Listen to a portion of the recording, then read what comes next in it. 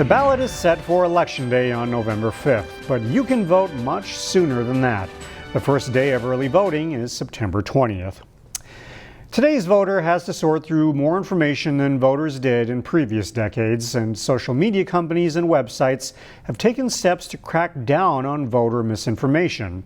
Shannon Slatton sat down with the executive director of the League of Women Voters Minnesota on why it's important to seek out trusted sources of information before you go vote.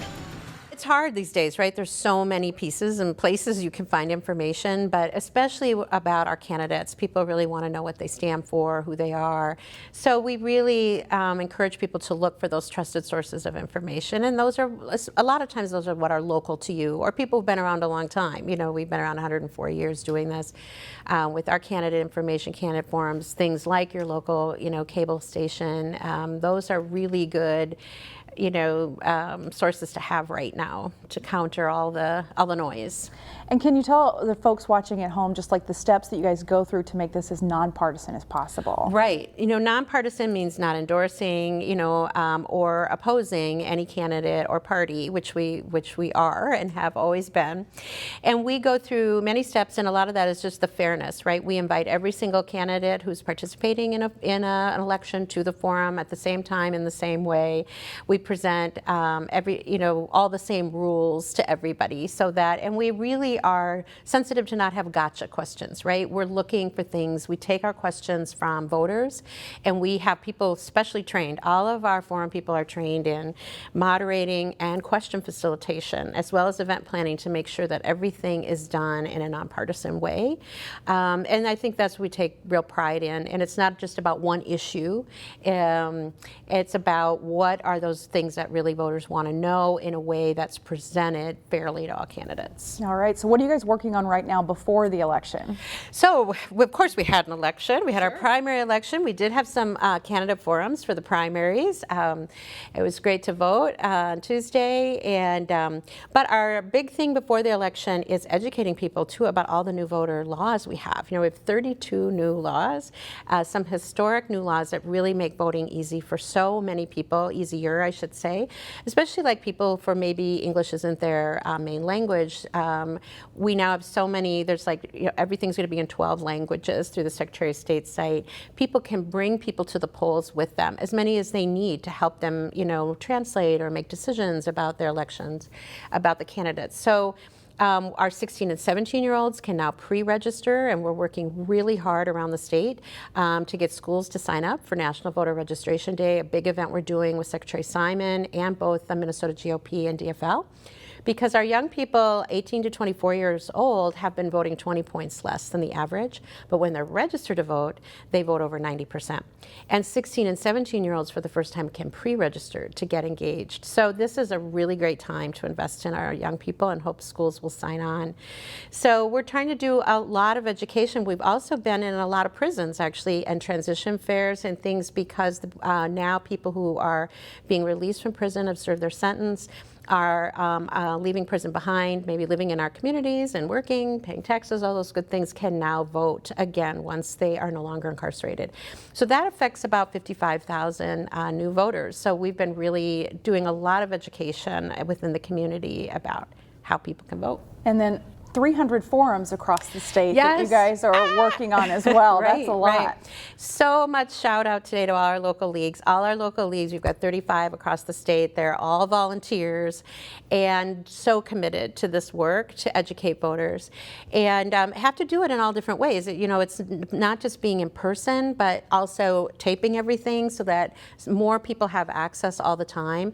And in 2022, they did over 300 forums across the state. We did almost 100 even during the local elections last year. So we're expecting them again to be really out with those forums, and hope our candidates will see, that opportunity to communicate with the public. And the work does not begin with Election Day, because then you work after the Election Day to make sure everything was done correctly. Is that right? Right. And that's a big thing. This is really a new thing. I mean, it's not new. We've always had audits. All of our elections are audited. People wonder about that through what's called a post-election review.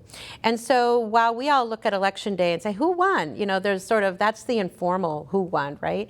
But what happens is the canvassing boards in all the counties meet and they select a random set of precincts to hand audit. I mean, it is an audit. They'll go through and hand count all of the ballots to see if they line up with what the election night was. And what'll happen is sometimes there'll just be usually little errors. You know, sometimes a ballot would have folded or something like that. But it's never been enough to ever impact the results, you know, of an election to be so large a number. And so we participate in observing those post-election reviews. We've worked for years with Citizens for Election Integrity Minnesota, and now we're kind of taking on that bill of work. So we'll be out there observing that, talking with that, and those are all public, all over again, after the election, the public is invited in all of their counties to attend the post-election review audit.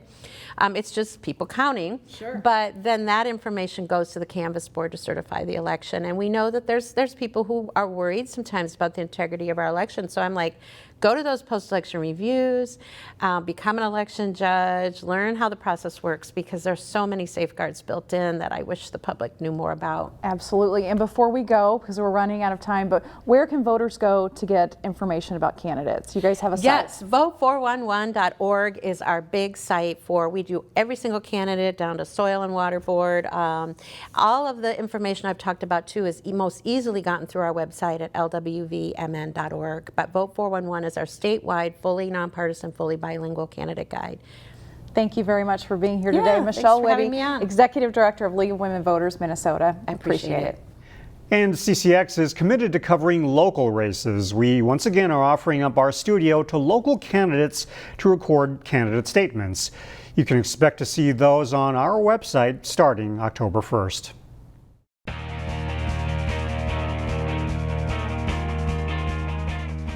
As we move into September and the start of another school year, we at CCX Sports honored 4 former high school athletes from the Northwest Suburbs with induction into the CCX Sports Hall of Fame, including one of the all-time running greats from the area. He was one of Minnesota's elite prep distance runners of the 2000s. We welcome 2017 Maple Grove High School graduate Alex Miley into the CCX Hall of Fame. Growing up in Maple Grove, Alex tried a lot of sports, including baseball and football. And then in middle school, committed to cross country and track and field. So my mom was a track runner. She ran at Mankato, and she's like, maybe you should try this. And it was a good choice. Ended up doing cross country, and I was a little torn with football, but in hindsight, I definitely think I made the right move there. Not only did he find that he enjoyed running, he was good at it too, like really good. He's kind of one of a kind for us. As in my experience, I haven't coached another athlete quite at his caliber, both I think as an athlete and also even just as a teammate. Alex was a 3-time state qualifier in cross country and 4 times in track and field. After missing out on an individual title in cross country as a senior, he did win a gold medal in track in the 3,200-meter run. I fell short in cross country, and my body shut down in that race, and I was determined to win a state title in track, and it was definitely a weight lifted off my shoulder when I had done it. But outside of his personal success, Alex moved the Crimson program up to another level.